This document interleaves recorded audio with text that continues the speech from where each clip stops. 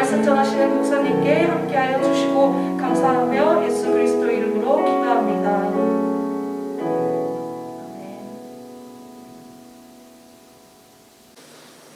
다 함께 묵도하심으로 예배를 시작하겠습니다. 복 있는 사람은 악인들의 꾀를 따르지 아니하며 죄인들의 길에 서지 아니하며 오만한 자들의 자리에 앉지 아니하고 오직 여호와의 율법을 즐거워하여 그의 율법을 주야로 묵상하는도다. 아멘. 사도신경하심으로 우리의 신앙을 고백하도록 하겠습니다. 전능하사 천지를 만드신 하나님 아버지를 내가 믿사오며 그 외아들 우리 주 예수 그리스도를 믿사오니 이는 성령으로 잉태하사 동정녀 마리아에게 나시고 본디오 빌라도에게 고난을 받으사 십자가에 못 박혀 죽으시고 장사한 지 사흘 만에 죽은 자 가운데서 다시 살아나시며 하늘에 오르사 전능하신 하나님 우편에 앉아 계시다가 저리로서 산자와 죽은 자를 심판하러 오시리라. 성령을 믿사오며 거룩한 공예와 성도가 서로 교통하는 것과 죄를 사하여 주시는 것과 몸이 다시 사는 것과 영원히 사는 것을 믿사옵나이다. 아멘. 오늘 우리에게 주신 하나님의 말씀은 요한계시록 6장 12절부터 17절까지의 말씀입니다. 제가 읽도록 하겠습니다. 내가 보니 여섯째 인을 떼실 때에 큰 지진이 나며 해가 검은 털로 짠 상복같이 검어지고 달은 온통 피같이 되며 하늘의 별들이 무화과 나무가 대풍에 흔들려 서리근 열매가 떨어지는 것 같이 땅에 떨어지며 하늘은 두루마리가 말리는 것 같이 떠나가고 각 산과 섬이 제 자리에서 옮겨짐에 땅의 임금들과 왕족들과 장군들과 부자들과 강한 자들과 모든 종과 자유인이 굴과 산들의 바위 틈에 숨어 산들과 바위에게 말하되 우리 위에 떨어져 보좌에 앉으신 이의 얼굴에서와 그 어린 양의 진노에서 우리를 가리라. 그들의 진노의 큰 날이 이르렀으니 누가 능히 서리요 하더라. 아멘. 오늘 우리에게 말씀을 전해주실 목사님은 한세대학교 기독교 교육 상담학과 교수님이신 최성훈 목사님이십니다. 지금 이 시간 일곱 인의 심판이라는 말씀으로 말씀 전하실 때 큰 은혜 받으시기 바랍니다. 할렐루야. 2월 17일 교직원 예배 오신 여러분 주님의 이름으로 환영합니다. 오늘 저는 일곱 인의 심판이라는 제목으로 하나님의 말씀을 나눌 텐데 오늘 본문을 통해서는 여섯 인을 뗄 때 임하는 그런 일들을 다루도록 하겠습니다.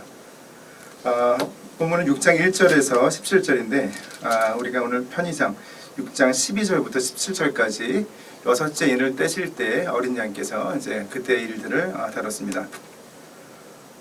지금 코로나19 팬데믹 상황에서 전 세계가 신음하고 있습니다. 지금 코로나19에 감염된 사람의 숫자가 1억 명을 훌쩍 넘겼고요. 그리고 사망자 수만 해도 230만 명을 넘겼습니다. 이렇게 전염병으로 인한 이런 인류에 대한 어떤 위협은 굉장한 것이죠. 그런데 인류의 역사를 통틀어 보면 가장 우리 인간의 생명을 많이 앗아갔던 그런 존재는 바로 인간입니다. 20세기 이후로 범위를 좁혀봐도 가장 많은 인류를 학살한 사람들 우리가 쉽게 손꼽을 수가 있습니다. 어떤 사람이 있을까요? 예, 독일의 아돌프 히틀러를 여러분 쉽게 떠올리실 겁니다.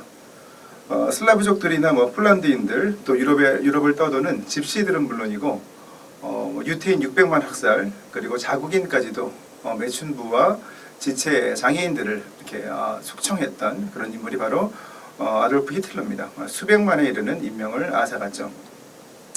그런데 히틀러는 넘버 3입니다. 그러니까 최악이 아니란 얘기죠.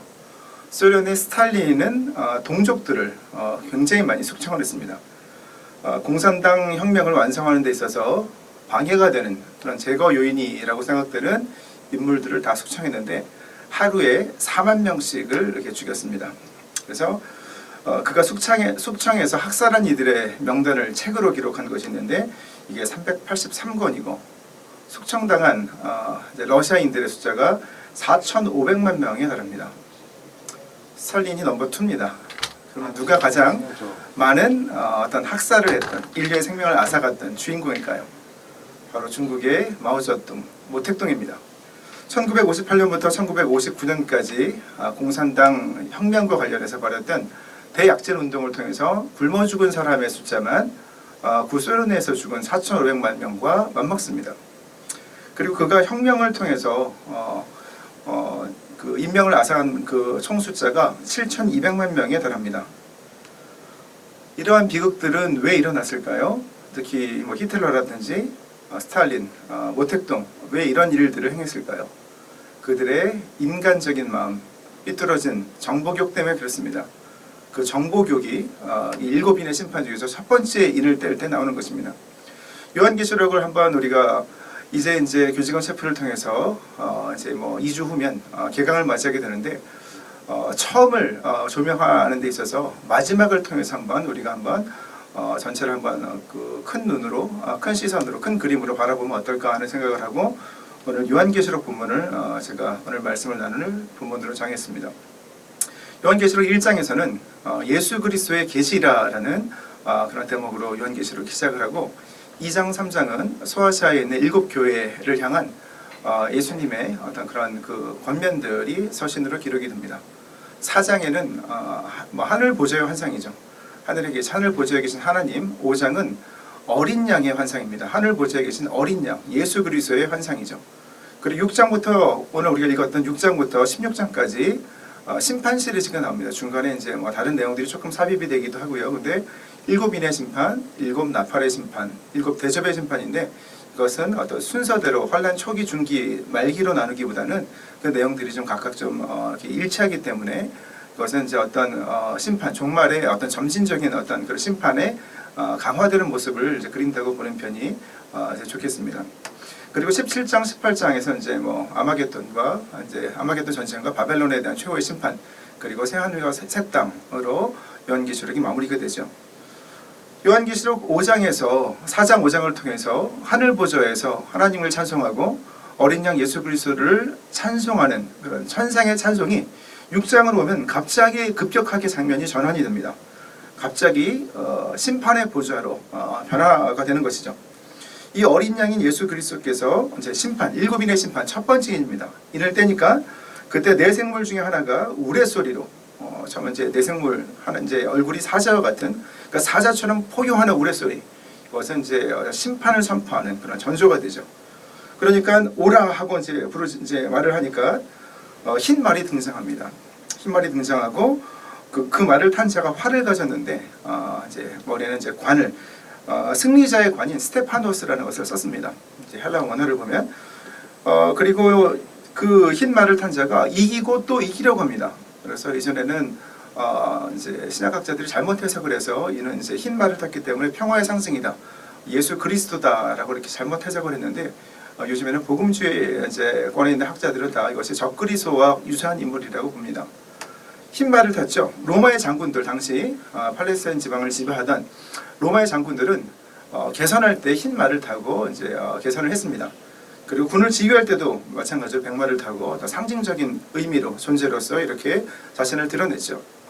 그런가 하면 주전 55년과 주후 62년 두 차례에 걸쳐서 로마를 이렇게 약탈했던 파르티아의 군대가 굉장히 로마에게는 위협이 됐었는데 로마가 두 번이나 다 이제 화친을 청하고 돌려보냈죠.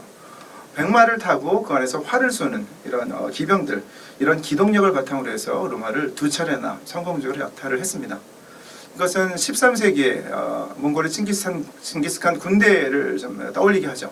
그래서 뭐 전쟁사에서 길이 빛나는 3명의 어떤 그 말탄 기병들, 그러니까 이제 경장군 기병이라고 합니다. 말을 탄 채로 활을 막 쏘는 거죠. 뭐 360도 사방으로.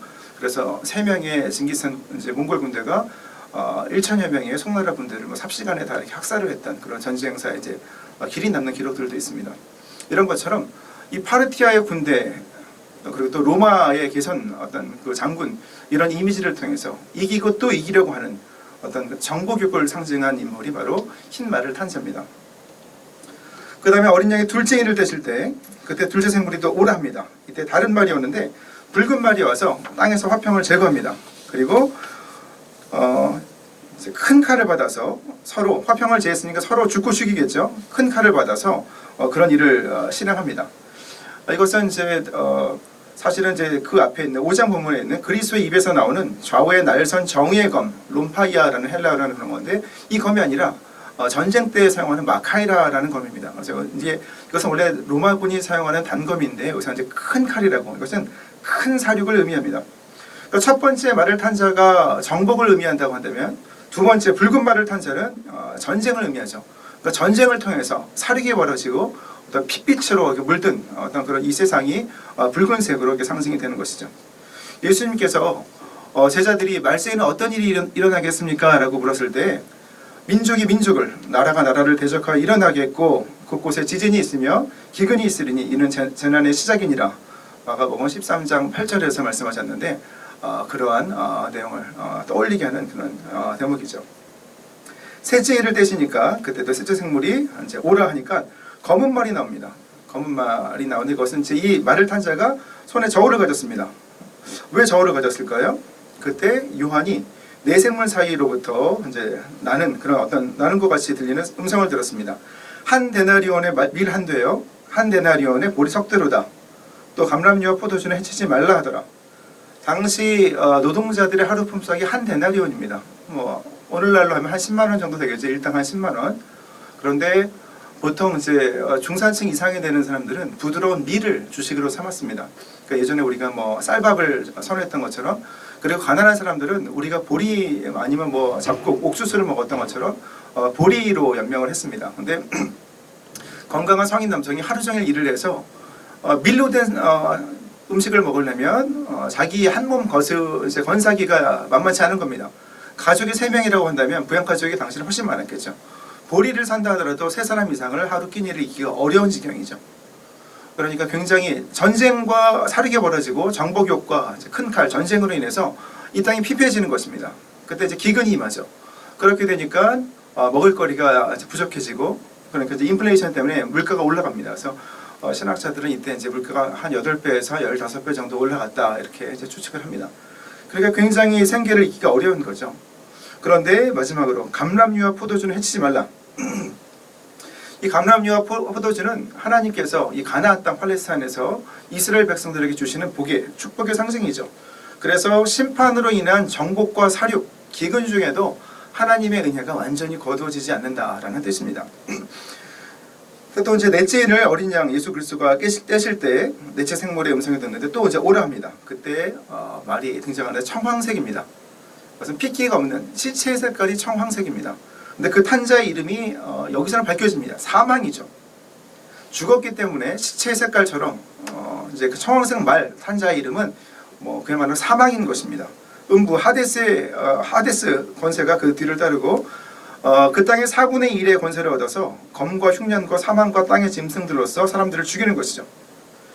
이렇게 이제 첫 네 인을 뗄 때 임하는 심판, 이것은 이제 네 인을 뗄 때는 심판이 임하고 다섯째 인을 뗄 때부터는 심판은 아닙니다. 그런데 요한계시록에서 제가 시간이 되면 한번 강의를 하겠지만 4라는 숫자들은 각각 의미하는 바가 있습니다. 요한계시록에서 4라는 것은 사방을 의미합니다. 동서남북. 뉴스라는 영어 단어가 노스, 이스트, 웨스트, 사우스라는 것이죠. 사방에서. 그래서 네 방향, 그러니까 네 개 인을 뗄 때마다 심판이 임했다는 것은 사방에서 전 세계적이고 아주 범역사적인 심판이 인류에게 임한다는 뜻입니다. 다섯 번째 인을 뗄 때 이번에는 심판이 아닙니다. 하나님의 말씀과 그들이 가진 증거, 그러니까 하나님의 말씀과 그들이 가진 예수 그리스도를 향한 믿음의 증거를 말미암아서 죽임을 당한 영혼들, 그러니까 순교한 이들의 영혼들이 하늘 제단 아래에서 큰 소리를 부릅니다. 그러면서 거룩하고 참되신 대주제여, 대주제라고 예수님께서 불리신 대목은 요한계시록에서 이 대목이 한 군데가 유일하고요. 거룩하고 참되신 주여, 이것은 거룩하고 진실하신 예수 그리스도를 나타내는 요한계시록 3장 7절에 있는 빌라델피아 교회에 보낸 그런 그 서신에서 나타나는 그런 대목이죠. 그래서 예수님께 이 땅에서 예수님을 향한 믿음으로, 하나님 말씀과 예수님을 믿는 믿음으로 인해서 순교당한 사람들이 이제 신원하는 것이죠. 땅에 거하는 자들을 심판하여 우리 피를 갚아주지 아니하시기를 어느 때까지 하시려 하나이까? 이렇게 이제 신원하고 있는 겁니다. 근데 예수님도 근데 여기 대해서 이제 비슷한 비유가 있죠. 불의한 재판관의 비유를 통해서 불의한 재판관도 반복해서 이렇게 애원하는 과부의 그런 어떤 탄원을 들어줬는데 하물며 하나님께서 그 밤낮 부르짖는 택하신 자들의 원한을 풀어주지 아니하시겠느냐? 그들에게 오래 참으시겠느냐? 내가 너희에게 이르노니 속히 그 원한을 풀어주시리라. 누가복음 18장 7절 8절 대목을 또 상기시킵니다. 시편 94편을 보면 1절 야훼여 복수하시는 하나님이여 복수하시는 하나님이여 두 번 반복하죠. 빛을 비추어 주옵소서. 그 다음에 9절을 보면 귀를 지으신 이가 듣지 아니하시랴 눈을 만드신 이가 보지 아니하시랴. 이렇게 모든 것을 아시고 우리 모든 생사화복을 주관하시는 하나님께 탄원하는 모습이 또 시편 94편에 나타나죠. 사도 바울 역시 그런 측면에서 로마서 12장 19절을 통해서 이렇게 권면합니다. 내 사랑하는 자들아 너희가 친히 원수를 갚지 말고 하나님의 진노하심에 맡기라. 기록되었으되 그러니까 신명기 31장에서 32장을 이제 인용하는 거죠. 원수 갚는 것이 내게 있으니 내가 갚으리라고 주께서 말씀하시니라. 우리 한 세대도 지금 새로운 바람이 불고 있지만 지난 20여 년간 얼마나 힘이 들었습니까? 저도 한 세대 온 지가 이제 9년이 됐는데 저도 굉장히 힘이 들었습니다. 그런데 우리가 억울하고 힘이 드는 일이 있을 때 그것을 우리의 힘으로 이런 억울한 일을 풀이라는 마음, 원수를 갚으려는 마음을 잠시 내려내야 되겠습니다. 그것이 참된 믿음의 자세죠. 그래서 하나님께 모든 어떤 그런 판단을 맡길 때 하나님께서 모든 것을 합력하여 선을 이루게 하시는 그런 또 은혜를 우리에게 부어주신 것이죠. 제가 가끔 이제 상담을 하다 보면 직원 선생님들 중에서 또 교수님들 중에서 정말 죽고 싶었습니다. 그래서 그렇게 말씀들을 많이 하셔서 상담을 좀 그동안 이제 몇몇 분들과 이제 이렇게 신앙을 나눴었는데 그분들 말씀을 들으면서 저도 좀 공감되는 부분이 많이 있었고 저도 인간적으로는 참 죽고 싶을 때가 있었는데 이제 보험을 들고 죽고 싶어도 보험 들 돈도 없고 막 그랬던 그래서 아주 웃기고 슬픈 이야기, 우픈 이야기 그런 적이 있었습니다. 그런데 다 지나가는 것이죠. 자, 하나님의 때가 임하면 회개의 기회를 주신 다음에 돌이킴이 없으면 그때 이제 비로소 심판이 임하게 되는 것이죠. 그리고 그 심판을 통해서 역사의 장면이 바뀌는 것, 전환되는 것처럼 우리가 그것을 통해서 우리도 우리 자신을 돌아봐야 되는 것이죠. 우리도 선 줄 알았는데 넘어질 때가 있는 것이죠. 그 심판이 언제든지 우리 자신을 향할 수 있다는 것을 우리는 하나님의 이 심판 본문 앞에서 돌아봐야 될 것입니다. 하나님이 그들에게 예수 그리스도죠. 각각 그들에게 11절 흰 두루마리를 주시며 이르시되 아직 잠시 동안 쉬되 그들의 동무 종들과 형제들도 자기처럼 죽임을 당하여 그 수가 차기까지 하라 하시더라. 이 본문을 읽으면서 여러분 베드로후서 3장 9절 본문을 같이 한번 이렇게 떠올리시면 좋겠습니다. 베드로 사도가 주의 약속은 어떤 이들이 더디다고 생각한 것 같이 더딘 것이 아니라 오직 주께서는 너희를 다하여 오래 참으사 아무도 멸망하지 아니하고 다 회개에 이르기를 원하시느니라. 그러니까 하나님이 심판을 미루시는 원인은 그 죄인들 중에 한 사람이라도 돌이켜서 하나님의 은혜의 안으로 들어오기를 바라시는 거죠. 그래서 히브리서 기자도 10장 36절을 통해서 이렇게 말합니다. 너희에게 인내가 필요함은 너희가 하나님의 뜻을 행한 후에 약속하신 것을 받기 위함이라. 하나님은 반드시 양과 염소를 가르시고 알곡과 축정이를 나누십니다. 심판이 있다는 것 자체가 하나님이 공의의 하나님이고 우리가 행한 대로 보응하시는 하나님의 하나님 앞에 서는 마지막 날이 있다는 것을 전제합니다. 순교한 영혼들이 이제 하나님께 신원하죠. 예수 그리스도 이름을 통해서 신원하죠. 거기에 대한 응답으로 여섯째 인을 떼실 때 우리가 오늘 읽은 본문이죠. 그때 불신자들이 당할 심판이 이제 마지막 장면으로 그려집니다. 그때 큰 지진이 나며 해가 검은 털로 짠 상복같이 검어지고 달은 온통 피같이 되고 하늘의 별들이 무화과 나무가 큰 태풍, 바람, 대풍에 흔들려 설익은 열매가 떨어지는 것까지 땅에 떨어지며 하늘이 이 두루마기가 말리는 것처럼 말린 것 같이 떠나가고 각 산과 섬이 제자리에서 옮겨지며 이런 일이 일어나는 것, 이건 바로 단순한 인류의 종말 심판이 아니고 예수 그리스도의 재림을 나타내는 것입니다. 예수님이 마태복음 24장 29절에서 예수님 다시 오실 때 그날 환난 후에 즉시 해가 어두워지며 달이 빛을 내지 아니하며 별들이 하늘에서 떨어지며 하늘의 권능들이 해와 달과 별이죠 흔들리리라.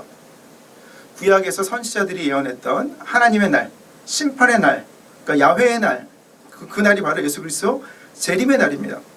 유엘 선지자 유엘 2장 2절을 통해서 그날이 야훼의 날이 어둡고 캄캄한 날이요 짙은 구름에 덮인 날이라 새벽빛이 산꼭대기에 덮인 것과 같으니 그 앞에서 땅이 진동하며 하늘이 떨려 해와 달이 캄캄하며 별들이 빛을 거두도다.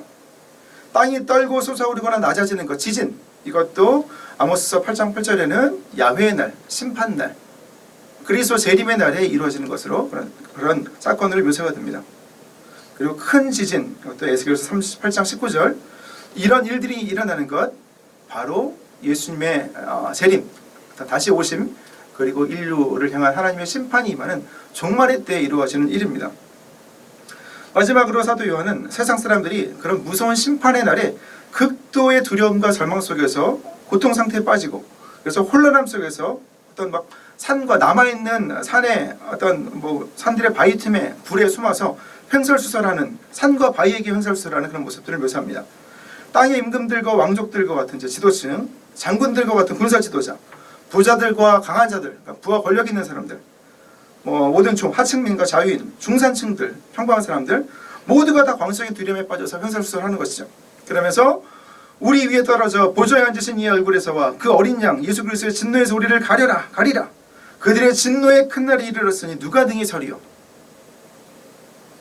마지막 날에 우리는 우리의 의로 하나님 앞에 어린 양의 심판 보좌 앞에 설 수 없습니다. 누가 등에 서겠습니까? 네, 우리의 믿음으로 인해서 우리에게 흰 두루마리를 입혀주시는 예수 그리스도의 은혜로 말미암아 우리는 그 심판 보좌 앞에 서게 되는 것입니다. 자, 내일 17일 수요일부터 사순절이 시작됩니다. 우리가 새로운 학기를 준비하며 할 때 이렇게 예수 그리스도의 십자가 사건을 다시 한번 돌아보는 것은 굉장히 의미가 있을 것입니다.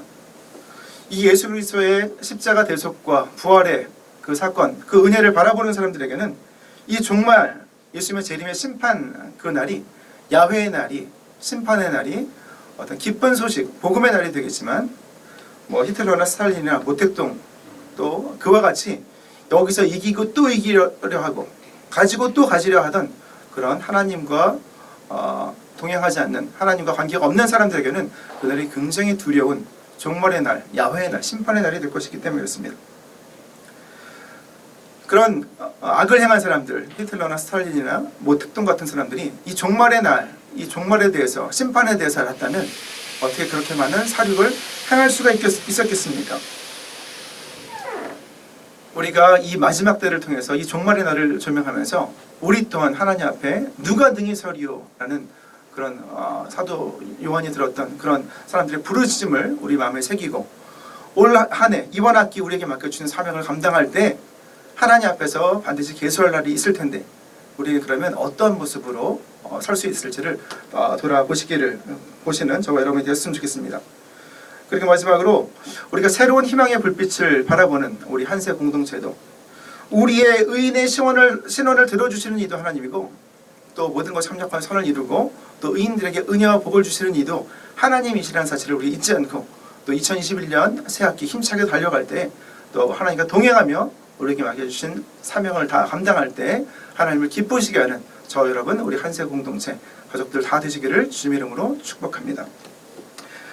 할렐루야. 하나님 감사합니다. 저희에게 요한계시록 6장 말씀을 통해서 우리가 언제는 어느 때는 반드시 주님 앞에 다시 한번 서게 됨을 돌아보게 인도해 주셔서 사순절을 맞이하며 또 새로운 한 학기를 맞이하며 예수 그리스도의 십자가 보혈의 대속의 은혜를 바라보며 다시 한번 믿음으로 주 앞에 온전히 서기를 원하는 저희 모두에게 한없는 은혜와 성령께서 지혜와 깨달음을 허락하여 주옵소서.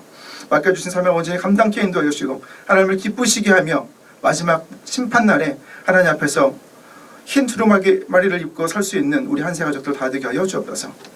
지금은 우리 주 예수 그리스도의 은혜와 아버지 하나님의 극진하신 사랑과 보혜사 성령님의 내주 충만 교통하심이 한 학기를 시작하며 믿음으로 하나님과 동행하며 맡겨주신 사명 감당하기를 다짐하는 사랑하는 우리 한세 가족들 머리 위에 지금으로부터 영원토록 함께 계실지어다. 아멘.